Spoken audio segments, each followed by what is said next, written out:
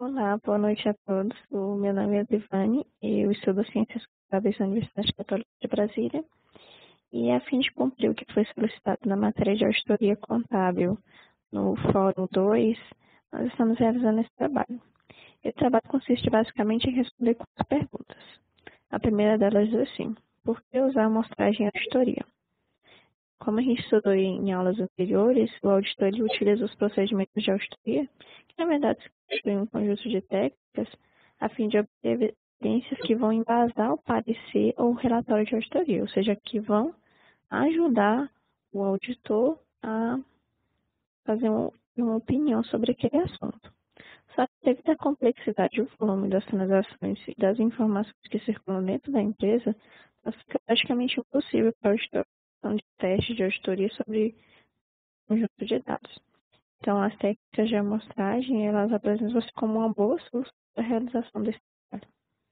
Nós temos aqui algumas vantagens e desvantagens do uso da amostragem. As vantagens é que ela reduz o tempo, custos, também permite a continuação do trabalho mesmo quando o auditor que iniciou as atividades não se encontra presente, também permite a apresentação de relatórios tempestivamente. Uma das desvantagens é que aumenta o risco de erro. Segunda pergunta: qual a diferença entre a amostragem estatística e não estatística? A amostragem ela pode ser estatística quando a amostra é escolhida de forma aleatória. Permite ao estudo, por meio de leis da probabilidade, estimar o risco da amostra. E ela é não estatística quando é realizada com base no conhecimento e experiência do auditor. Terceira pergunta: o que prevêem as normas de auditoria em relação à amostragem? Então, com relação às normas de auditoria, no final de 2009, o CFC, considerando o processo de convergência das normas brasileiras de contabilidade aos padrões internacionais, editou várias resoluções aprovando novas normas de auditoria. Então, ficou revogada a antiga NBCT 11 e agora nós temos as chamadas NBCTAs.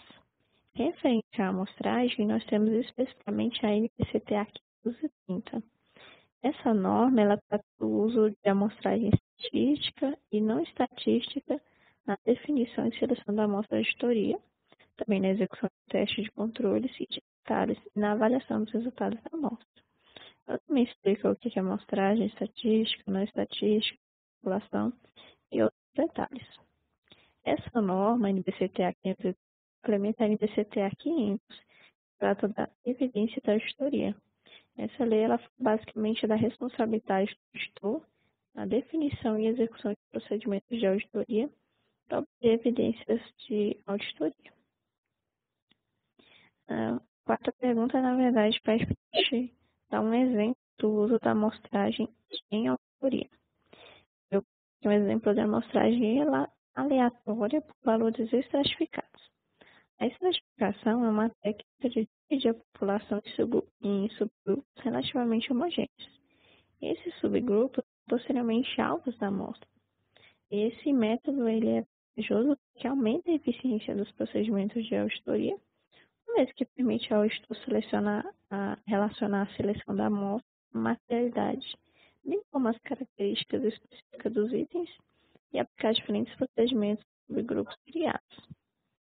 Eu coloquei aqui um exemplo de amostragem certificada. Nós temos aí do lado esquerdo os extratos, né, os subgrupos, e na coluna direita nós temos o método de seleção.